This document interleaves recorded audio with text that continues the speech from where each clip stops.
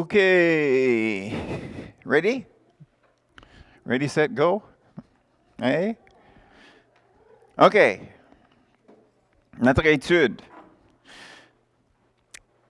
Il y a déjà quelques semaines qu'on a commencé notre étude sur la foi. Donc, qu'est-ce que nous avons mentionné la semaine passée? On va retourner voir Hébreux 11, 1 et 2. Hébreux 11, les versets 1 et 2, pour nous faire souvenir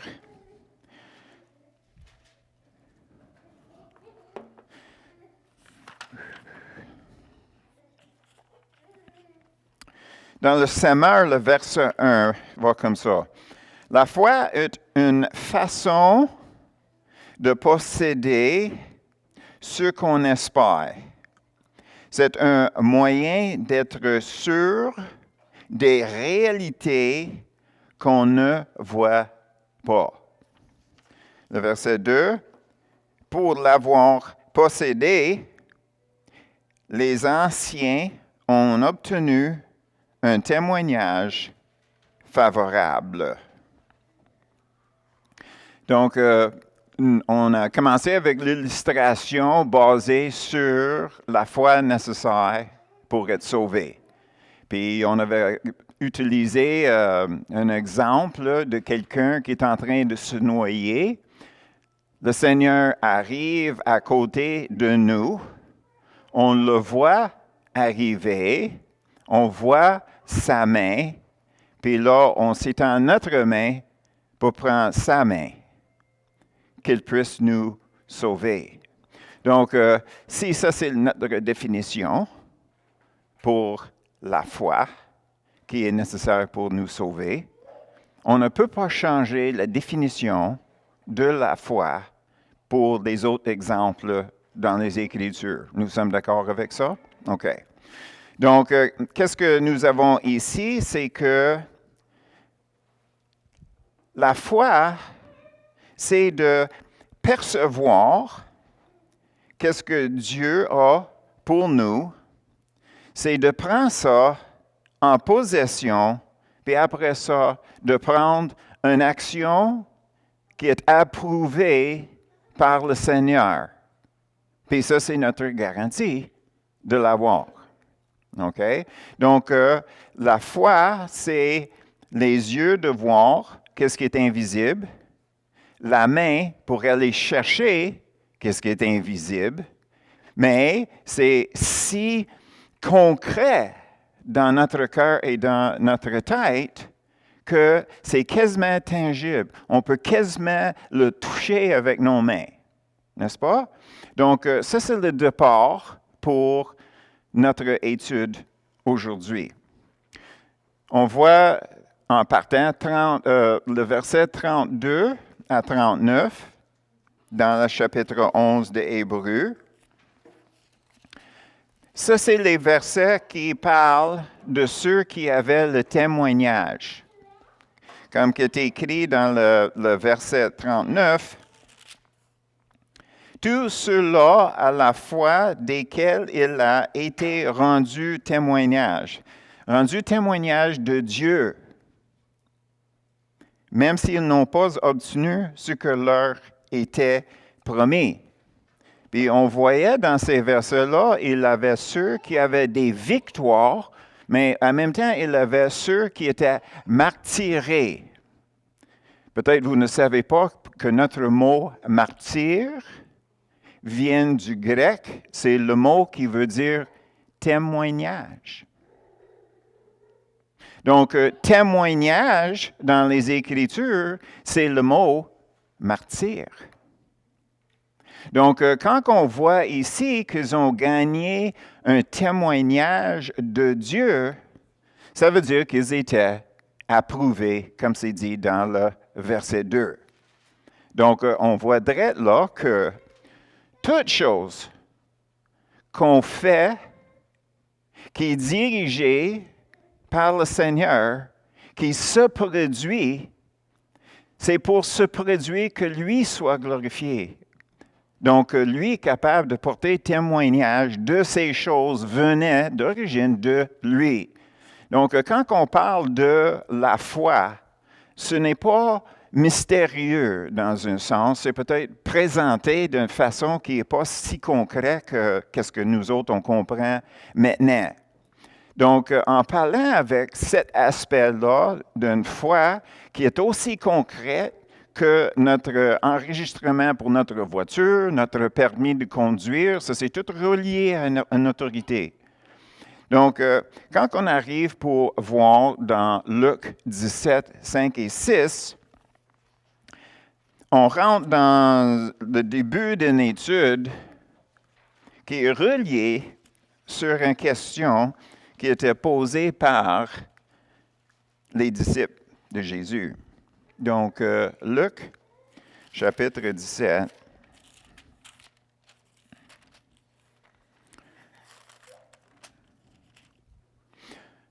Les versets 5 et 6. Les apôtres dirent au Seigneur, « Augmente-nous la foi. » Et le Seigneur dit, « Si vous avez de la foi comme un grain de sénévé, vous diriez à ce sycomore, déracine-toi et plante-toi dans la mer, et il vous obéirait. » Okay. Selon vous, est-ce que ça c'est une bonne réponse à la question? Non. Il n'a pas répondu à cette question. Pas d'après moi, anyway. Donc, pour moi, ça me démontre plusieurs choses. Premièrement, ce n'était pas la bonne question. Parce que Jésus parlait de quoi qui est important, n'est-ce pas? Donc, s'il n'avait pas répondu de la façon que la question a été posée, ça veut dire, vu que Jésus avait raison, la question n'avait pas raison. Est-ce que c'est de bon sens? Oui? Ce n'est pas vraiment la bonne question. Autrement dit, pose-moi une question qui est de l'allure, vous autres. OK? Donc, la deuxième chose, ça démontre que les disciples, ils avaient la même perspective que la plupart des chrétiens, des êtres humains aujourd'hui. Sais-tu c'est quoi ça?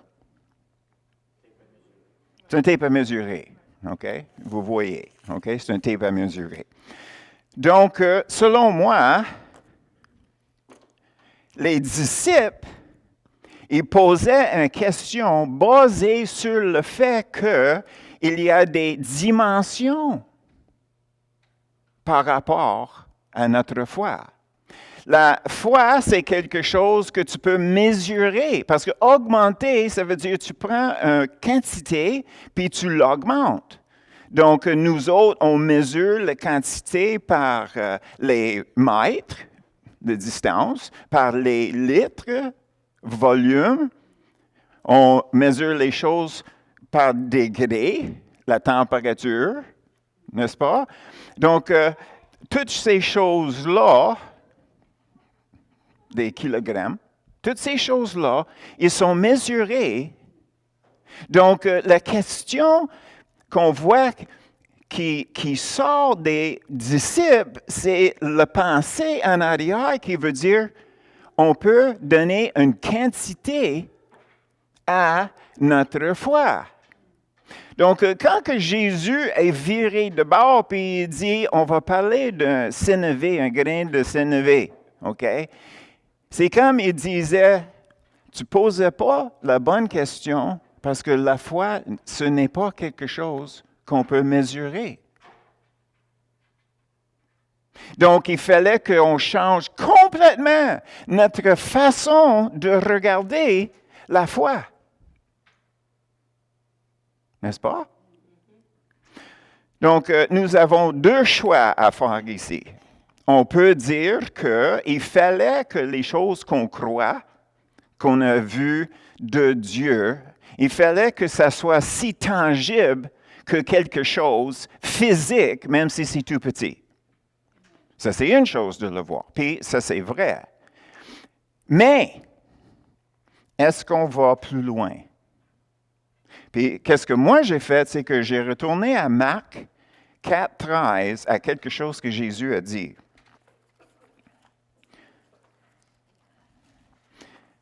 Marc 4.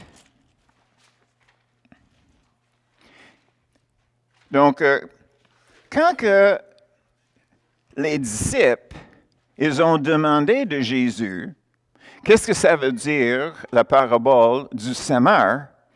Jésus a répondu, il leur dit encore, vous ne comprenez pas cette parabole?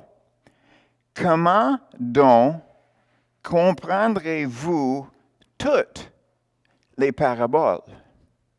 Ça veut dire que, selon ce qui est écrit ici, si on veut comprendre les paraboles, toutes les paraboles, OK, c'est relié au semeur. Si on comprend la parabole du semeur, nous avons la clé pour comprendre toutes les paraboles. Donc, c'est ça que j'ai fait.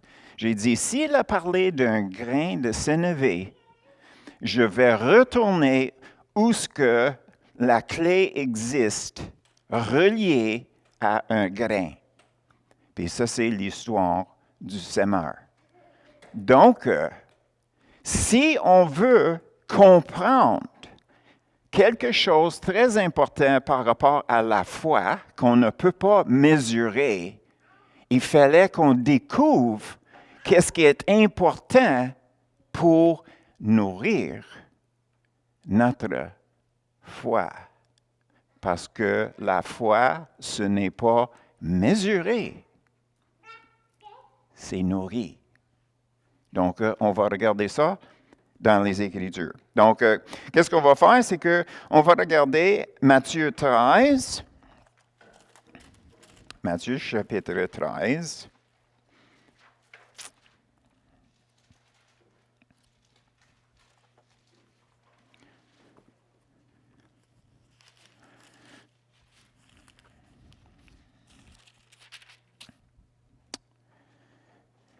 Les versets 1 à 9, ça c'est l'histoire du semeur que Jésus avait raconté aux gens en général. Après ça, les disciples voulaient savoir la clé pour comprendre cette parabole-là. Donc, nous avons, dans le verset 10, les disciples s'approchèrent et lui dirent, « Pourquoi leur parles-tu en parabole? » Pourquoi c'est toujours un mystère avec toi, Seigneur? Tu n'es pas capable de parler plein? Clair? Pourquoi c'est toujours en parabole? Puis là, qu'est-ce que Jésus dit? Dans le verset 15, on va au noyau. Car le cœur de ce peuple est devenu insensible. Ils ont endurci leurs oreilles et ils ont fermé leurs yeux, de peur qu'ils ne voient de leurs yeux, qu'ils n'entendent de leurs oreilles, qu'ils ne comprennent de leur cœur, qu'ils ne se convertissent et que je ne les guérisse. Donc, qu'est-ce que nous avons? Ici, Jésus est en train de décrire l'état des dirigeants, surtout, d'Israël. OK? Parce que c'est une question de se convertir. Vous vous souvenez quand on a regardé le 10e chapitre de Hébreux, puis ça parlait de ceux qui sont venus à Jésus, puis là, ils ont viré de bord. Puis Paul a dit, on n'est pas comme ça. Ça ne marche pas. Parce que l'ancienne alliance est annulée. Il ne reste que la nouvelle. Donc, il fallait que vous soyez convertisés. Donc, on voit ici qu'eux autres, ils ne voulaient rien savoir de changer. Donc, Jésus a fait quelque chose que moi je fais souvent. Si on va ouvrir une discussion avec quelqu'un, posez une question. Tu as juste à poser une question. L'autre personne va répondre. Puis là, c'est commencé. Puis là, comme vous savez, l'idée, c'est de poser les questions qui sont des pièges, pour les guider d'arriver à quel point? Pour dévoiler leur cœur, comme Jésus faisait. OK? Là, maintenant, on va regarder 18 à 23 parce que ça, c'est la description, c'est la définition de quoi que Jésus parlait, vu que maintenant nous avons la base. Et nous avons 18 à 23.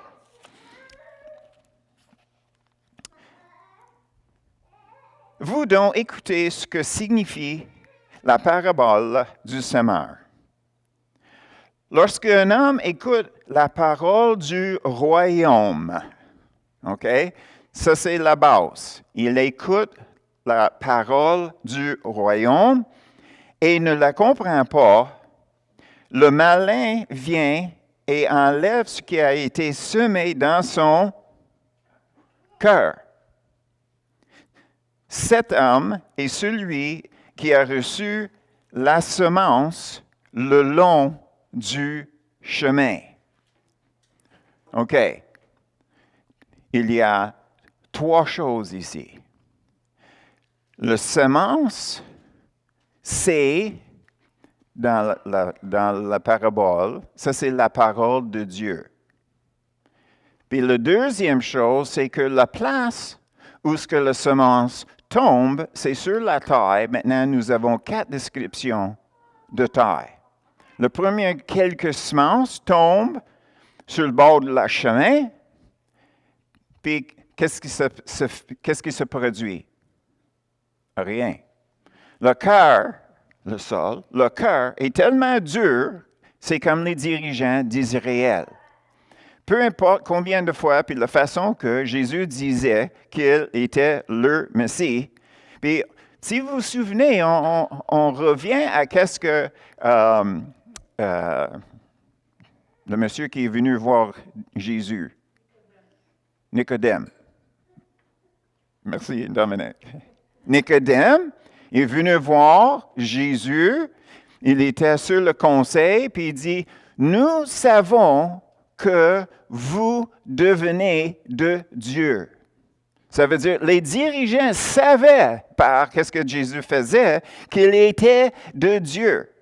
Donc, ici, là, ce n'est pas une question qu'ils ne savaient pas. C'est parce qu'ils ne voulaient rien savoir. OK? Donc, on continue. Le verset 20 à 21. Celui qui a reçu la semence dans les endroits pierreux, c'est celui qui entend la parole et la reçoit aussitôt avec joie. OK. Les endroits pierreux, OK? On voit que dans le début de l'histoire, peut-être on devrait... Est-ce qu'on veut relire l'histoire, le début de ça? Parce que nous avons la définition. Peut-être on devrait le relire les versets 1 à 9. On va faire ça juste pour ne pas se perdre en chemin. Ce même jour, Jésus sortit de la maison et assis au bord de la mer. Une grande foule s'étant assemblée auprès de lui. Il montait dans une barque et il s'assit. Toute la foule se tient sur le rivage. Il leur parlait en parabole sur beaucoup de choses et il dit, verset 4, « Un semeur sortit pour semer. Comme il semait, une partie de la semence tombait le long du chemin. Les oiseaux vinrent et la mangèrent. Une autre partie tomba dans les endroits pierreux, où elle n'avait pas beaucoup de terre. Elle levait aussitôt parce qu'elle ne trouvait pas de sol profond. Mais quand le soleil parut, elle fut brûlée et sécha, faute de racines. Une autre partie tombait parmi les épines. Les épines montaient et l'étouffent. Une autre partie tombait dans la bonne terre. Elle donnait du fruit.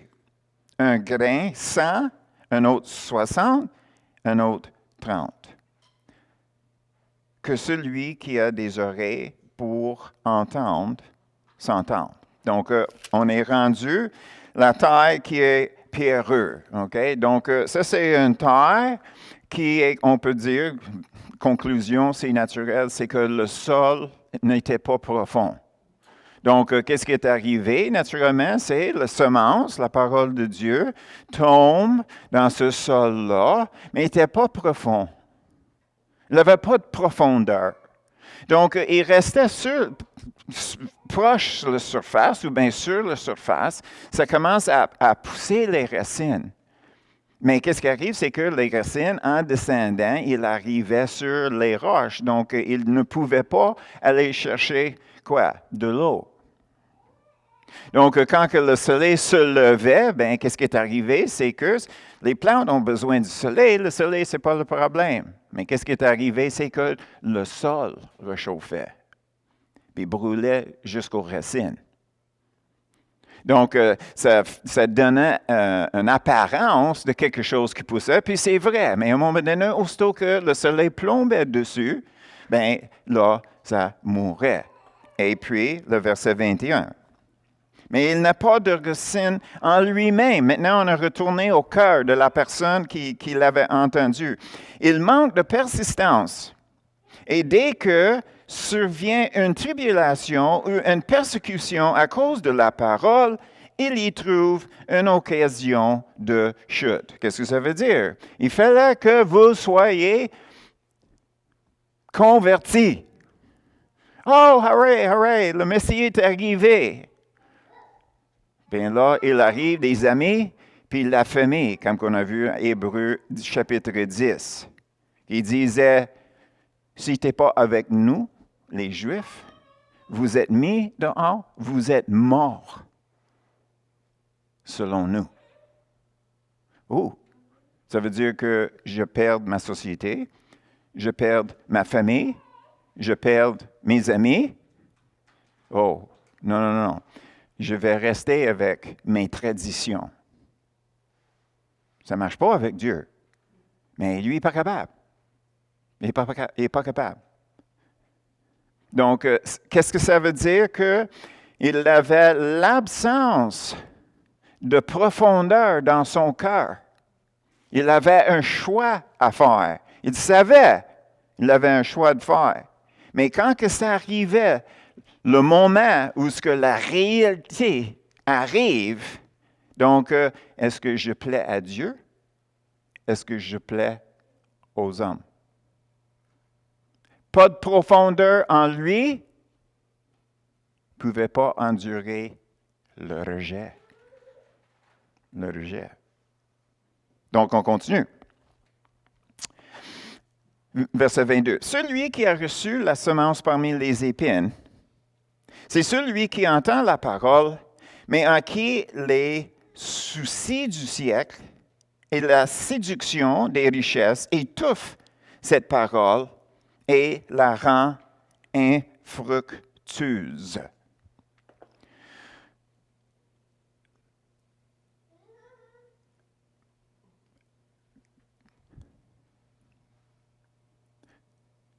On est rendu. OK, c'est ça.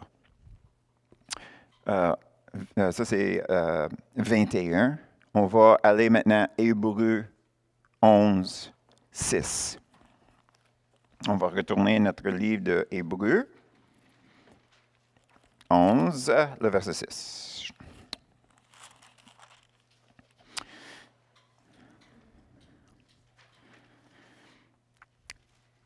Sans la foi, il est impossible de lui, Dieu, être agréable.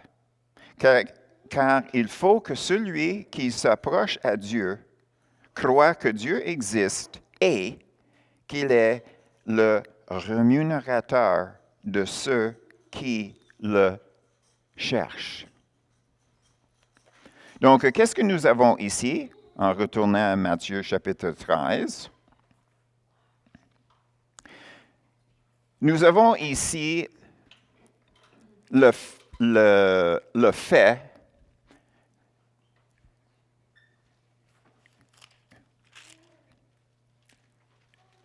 on va regarder le verset 7, veut dire, une autre partie tombait parmi les épingles montèrent.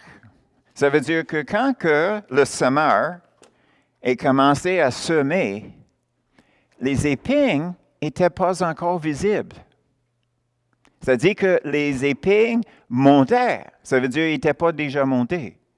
Donc, le monsieur en question, il avait sorti et a semé. Il a semé partout. Sur la surface, il a l'air tout est beau. Mais on voit maintenant qu'en dessous, il avait des places où il avait le roche. Donc, le semence a commencé à pousser, mais il ne te fait pas. Mais là, qu'est-ce qui arrive après ça? La terre avait l'air beau, mais caché en dessous, c'est plein d'épingles. Donc, qu'est-ce qui est arrivé? C'est qu'avec le temps, c'est le grain qui a commencé à monter, mais en même temps, c'est les épingles qui ont commencé, les mauvaises herbes qui ont commencé à pousser en même temps. Donc, ici, on voit qu'il y a un certain niveau de considération dans le raisonnement de la personne. Il y a des choses de Dieu, la vérité, qui pousse. De l'autre côté, c'est la considération du coût. Considération du coût. Parce que c'est dit ici que les mauvaises herbes, les épingles, c'est les soucis, le désir pour les richesses et aussi les plaisirs. Donc, si ça c'est les mauvaises herbes, ça veut dire qu'il fallait que ça soit déraciné. Il fallait que j'arrête d'avoir des soucis et faire confiance en Dieu. Il fallait que j'arrête de me combler en cherchant les richesses.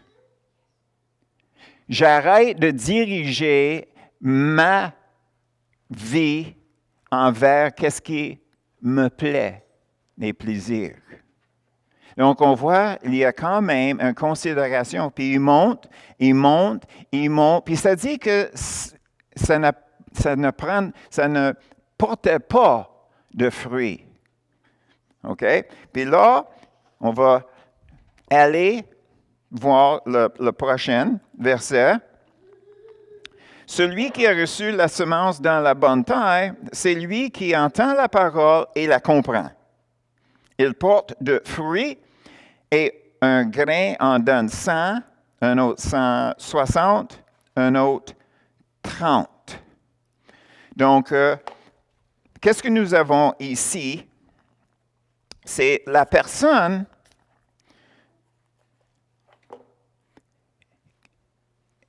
qui a un cœur divisé. Sur un côté, on voit la parole. Sur l'autre côté, on retourne aux épingles.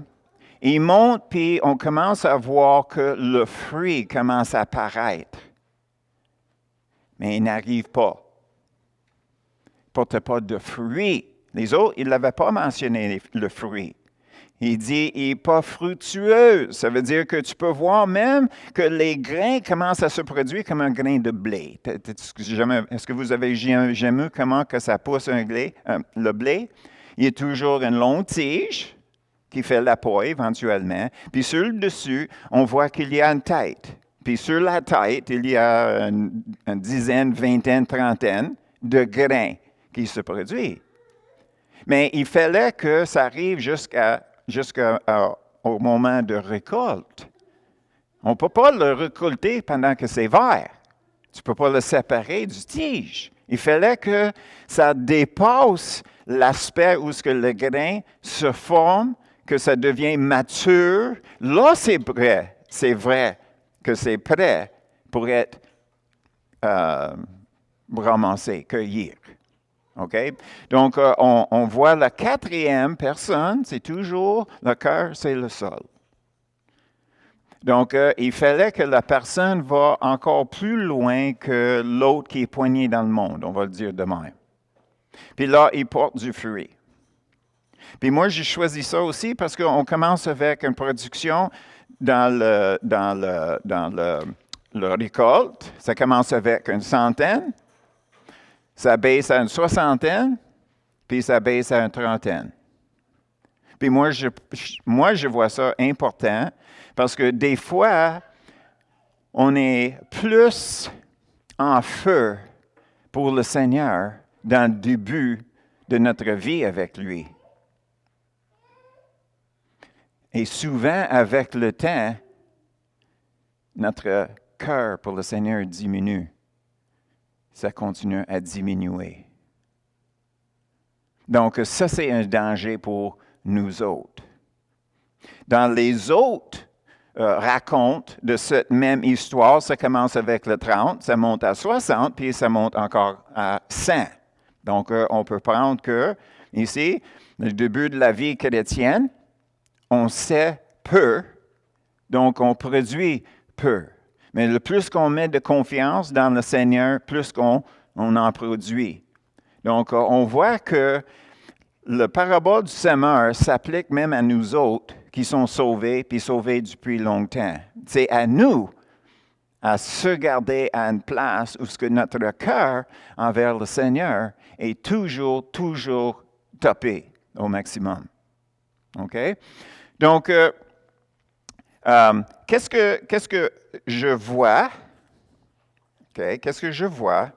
C'est que dans cette histoire-là, les quatre sortes de personnes, ils ont entendu la parole.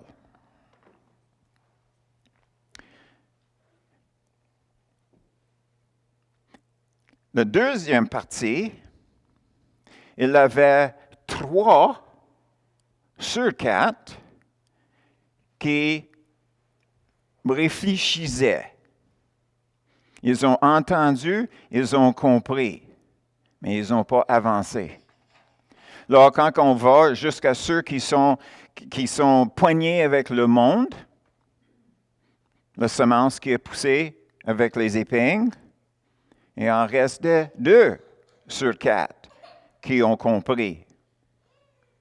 Mais ils ne pouvaient pas se rendre au bout comme seulement le 4e. Donc, si on va retourner à l'idée de la foi comme un grain de moutarde, on doit réaliser que quand on mesure quelque chose, nous sommes en train de faire une évaluation. On va évaluer la longueur, la largeur, le poids, la température. C'est toujours une évaluation. Donc, dans le cas, Jésus a dit qu'il fallait qu'on ait la foi comme une semence. Ce n'est pas la semence qu'on doit évaluer, la foi, si c'est grand ou petit. C'est le sol. C'est le cœur. Donc, la réponse que Jésus a donnée, c'est que ce n'est pas qu'est-ce que vous pensez comme volume de foi qui est important. Qu'est-ce qui est important? C'est ton cœur. C'est ton cœur. Donc, quand on parle, puis là, on va parler un peu plus sur nous autres mêmes. Dans le fond de notre cœur, dans la place qu'on veut que personne d'autre connaît. On parle du coin foncé, là, quasiment dans les ténèbres. La question, c'est que dans notre cœur, c'est quoi qui est le plus important pour moi, réellement? Réellement. Et ça, c'est notre perception de comment que nous sommes importants, soit dans nos yeux à nous autres ou dans les yeux des autres. Ça, c'est la chose qui est le plus important parmi nous. Et toutes les choses qu'on fait, c'est soit pour démontrer aux autres que nous sommes ce type de personne-là, ou bien pour démontrer à nous autres mêmes que nous sommes importants. Notre importance, c'est surtout plus élevé que toute autre chose. Parce que relié avec ça, c'est l'amitié et amour. Ça, c'est la deuxième partie. Qu'est-ce que nous avons besoin de faire pour prouver notre valeur? Puis ça, c'est, si on regarde les semences, on peut surimposer la première personne qui ne voulait rien savoir de changer. Qu'est-ce qui était important pour lui? Bien, tout était en ordre. Ne me dérange pas. Parce que quand que notre entourage change, les choses qu'on fait pour rester important vont changer aussi. Donc, quand que nous sommes à l'Église, nous sommes parmi certaines personnes. Donc, on va agir d'une certaine façon pour être sûr qu'on ressent aimé, donc important. Quand on va au travail, on va agir d'une façon qui est importante. Comme au Québec, on sait que tu es un bon travaillant. Hey, ça c'est le complément suprême, n'est-ce pas? Parce qu'au travail, au Québec, c'est si nous sommes vus comme travaillants. Si nous sommes vus comme travaillants, bien ça c'est le critère pour être accepté parmi les autres qu'on travaille avec. Donc, oui, je suis important. Puis ça change, même chose dans notre famille. Tu sais, on va prendre une place. À chaque place, on prend notre place. Puis dans ça, on veut créer un portrait de qui nous sommes, qui veut dire que nous sommes importants à quelque part dans ce groupe-là. Le problème avec ça, c'est toujours valeur. C'est toujours valeur. Si je me vois comme une personne qui ne vaut pas grand-chose, ça va m'empêcher d'œuvrer pour le Seigneur. Parce que, vu que je suis un rien, je peux faire très peu pour le Seigneur. De l'autre côté, si notre estime de soi s'est surlevée, on peut penser que nous sommes la meilleure chose dans le monde, et tout le monde devrait quasiment nous glorifier. On est tellement si important. Donc, cette personne-là, ça peut quasiment pas rentrer dans la question qu'est-ce que lui peut faire pour le Seigneur, parce que, hey, écoute, lui, il est tout. Donc, dans ça, nous avons un standard. Et c'est loin, hein? Nous avons un standard. Puis une fois que le standard est établi, on va passer tout notre temps et énergie à arriver à combler ce standard pour être accepté égal aimé.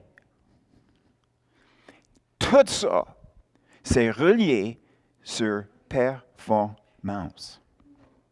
Qu'est-ce que je dois faire pour être accepté, pour être important, pour être aimé par les autres. Peut-être le standard, c'est notre éducation. Si je suis éduqué, bien là, j'arrive. Mon père avait toujours dit, si tu as une éducation, tu vas aller loin dans la vie. Donc, c'est nos parents qui établissent une partie de ce standard-là. Un autre, si je peux juste avoir 1 million, je serai un succès égal, je serai accepté par mes parents, par mon entourage, par moi-même, parce que je vaux millions de dollars. Le standard. C'est pour ça que c'est important, super important de réaliser c'est quoi le standard de Dieu. C'est quoi le standard de Dieu? Amour. Peu importe ton argent, ton éducation, ton passé et tout, peu importe, il n'y a pas de limite sur l'amour que tu peux exprimer. Il n'y a pas de limite. Et ce n'est pas quelque chose qui pourrait évaluer non plus. Moi, je peux dire, j'aime Dieu. Sylvie va dire, j'aime Dieu. Est-ce qu'on va se comparer? Sylvie, tu as combien de livres d'amour pour le Seigneur? OK? Claude, combien de litres est-ce que tu as pour le Seigneur? Et Claude, combien de 1000 d'amour est-ce que vous avez pour le Seigneur? Tu vois, tu peux pas le mesurer. Donc, tu ne peux pas mesurer ta foi non plus. Mais ton amour doit être concret, solide. C'est toi qui le sais. Puis ça, c'est un standard que tout le monde peut atteindre.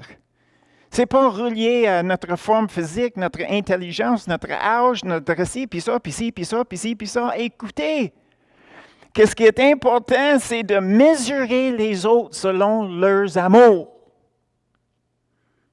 Parce que ça, c'est quelque chose que tout le monde peut faire. Mais dites-moi quelque chose. Si une personne est riche, est-ce que c'est plus difficile ou plus facile pour dénigrer quelqu'un? Pour abaisser quelqu'un? C'est plus facile. Pourquoi? Parce que moi, je suis plus haut que eux. Qu'est-ce qu'ils viennent de dire? J'ai très peu d'amour pour quelqu'un qui veut s'obstiner contre moi s'il n'y a pas autant d'argent que moi.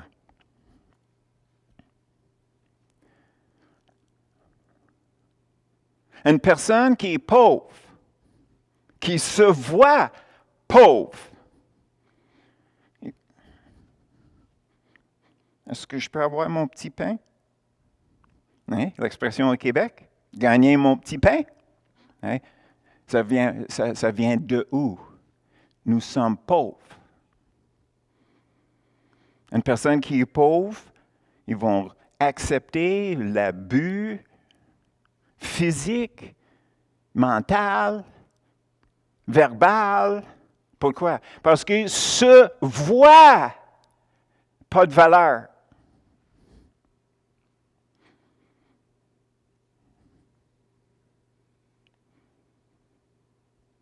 Donc, son standard n'est pas à la bonne place. Le standard pour les chrétiens, c'est amour. Ce n'est pas qu'est-ce qu'on fait pour avoir l'amour, c'est qu'est-ce qu'on fait pour exprimer notre amour. Puis si ça, c'est vraiment, vraiment notre standard, il n'y a personne qui peut l'éliminer. Comment est-ce que Jésus se présentait devant le conseil? Est-ce qu'il demandait pardon parce qu'il était Dieu? Mais est-ce qu'il s'obstinait avec eux aussi? Non. Parce que lui, il connaissait sa place. Lui, il savait qui il était, il savait pourquoi il était ici. Donc, quand on parle de la foi, on est supposé de savoir pourquoi nous sommes assis. Ici, je veux dire. Pourquoi est-ce que nous sommes ici? Nous sommes ici pour rapporter pour Dieu. Et la seule façon qu'on puisse rapporter pour Dieu, c'est en aimant. En aimant, aimant, aimant. Puis on n'accepte aucun jugement au contraire. Est-ce que ça, c'est profond dans notre cœur? Tu sais, on est en train de défaire les standards qui nous ont été donnés par nos parents, ceux autour de nous dans notre adolescence, nos compatrons de travail, tous ces gens-là. Là. Parce que eux autres, leur standard, c'est selon le monde. C'est selon le monde. Ils n'ont aucune idée. Quelle sorte de sol dans leur cœur est-ce qu'ils ont? Mais pour nous, est-ce qu'on est capable? Est-ce qu'on est capable de se voir comme un serviteur et de ne pas être gêné que nous sommes des serviteurs? On est là pour aimer les autres.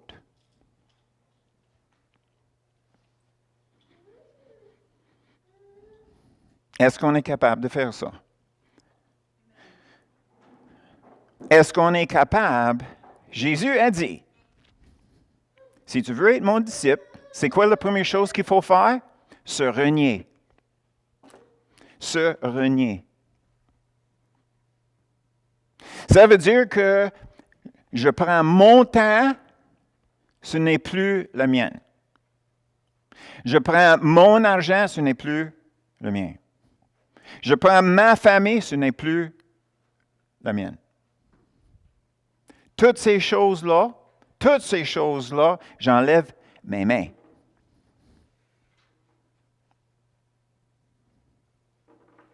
Tout mon temps,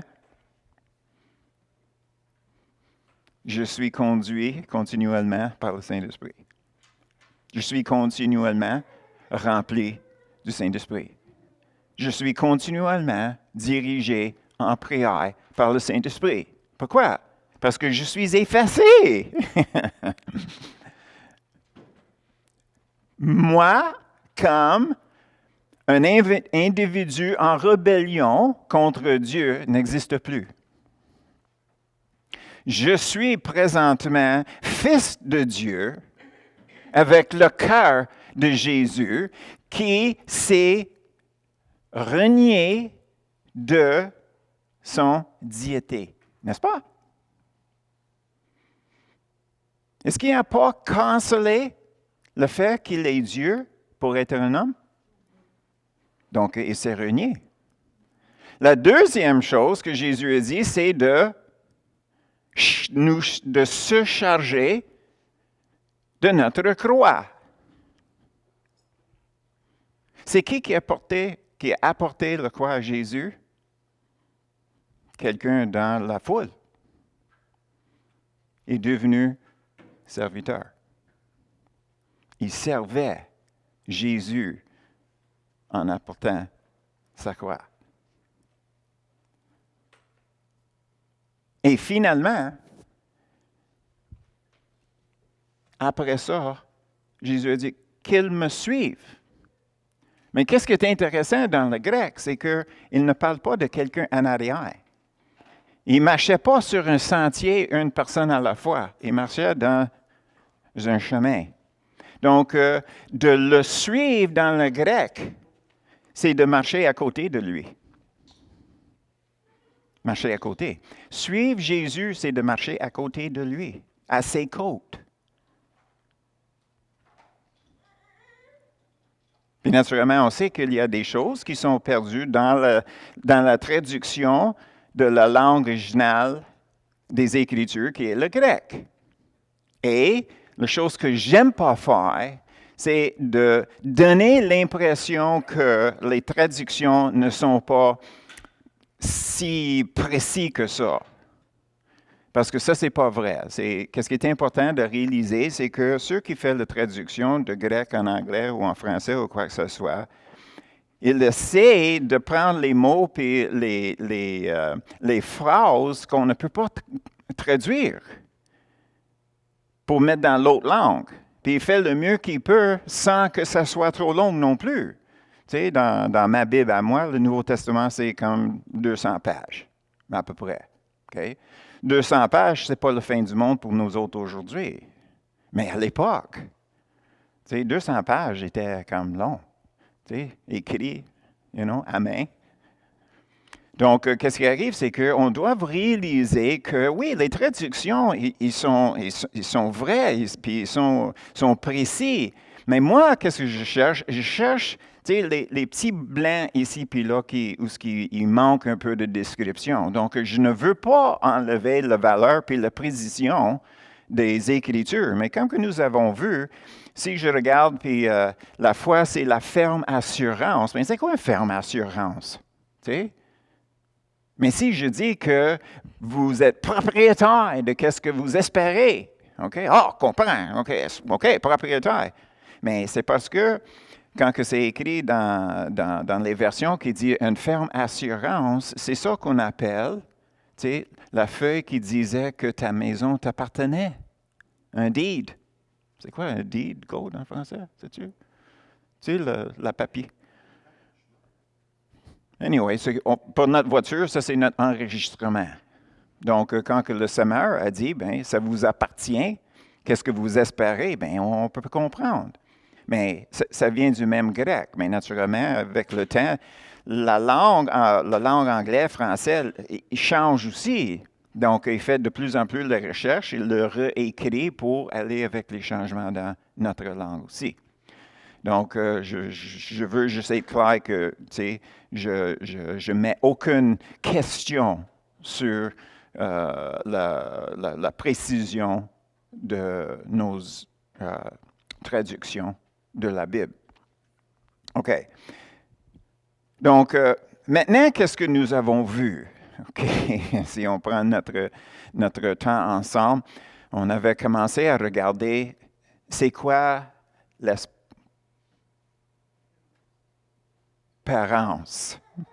à comparer avec l'espoir.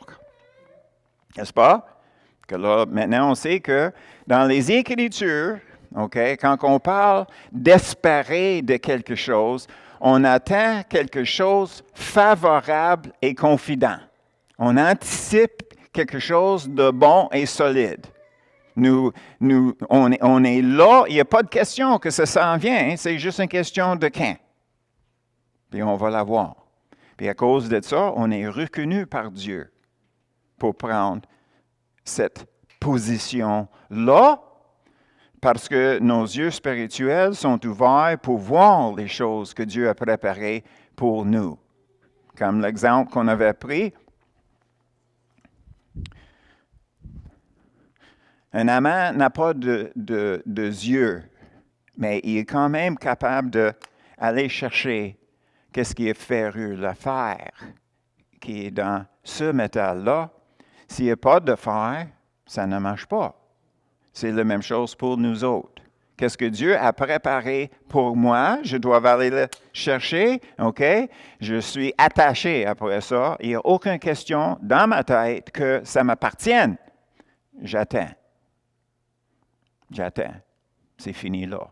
Ça, c'est la foi, selon la définition de la foi. Maintenant, on réalise que le problème que les chrétiens ont, ce n'est pas le volume, le millage, la quantité de foi que nous avons. Le problème, c'est une question de cœur. C'est une question de cœur. Puis le problème que nous avons avec les standards que quelqu'un d'autre avait installés dans notre cœur, puis il fallait que ça soit rejeté, vomi de notre cœur, vidé en disant le nouveau standard, c'est que c'est le niveau que je peux aimer Dieu et les autres, c'est la mesure par laquelle je me vois. OK? Ça, c'est votre devoir. Vous avez une semaine pour changer ton cœur. OK? OK. Et là, qu'est-ce qu'on va faire? C'est que on va continuer notre étude parce que vous vous souvenez quand que Jésus est retourné de sa transfiguration. Puis il attendait la foule, il avait un monsieur qui avait son enfant qui était possédé par un démon. Puis Jésus est arrivé, puis le monsieur a dit, est-ce que tu peux nous aider? Puis Jésus a dit, si vous pouvez... En grec, il n'a pas complété la phrase. Si vous pouvez, il arrêtait là. Puis le monsieur, il avait dit, je crois, aide mon incrédulité. Donc maintenant, nous avons la définition pour les choses qu'on espère de Dieu. Nous savons c'est quoi que ça prend pour les avoir. Et on voit aussi que c'est une question de notre cœur qui va produire une foi qui a la valeur nécessaire pour garder qu'est-ce que nous avons dans notre main avec persévérance.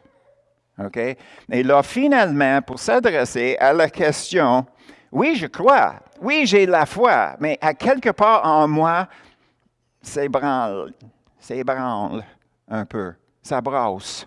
J'ai un peu de problème. Je crois, mais j'ai une réservation. Donc, qu'est-ce qu'on fait dans ce cas-là? OK? Est-ce que vous avez hâte? OK. N'oublie pas vos devoirs. OK?